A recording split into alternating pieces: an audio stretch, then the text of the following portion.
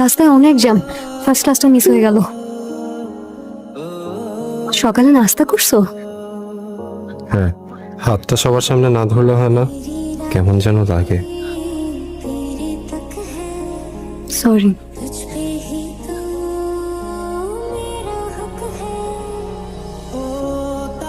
এভাবে তাকিয়ে আছেন যে, আমি কি আপনাকে চিনি?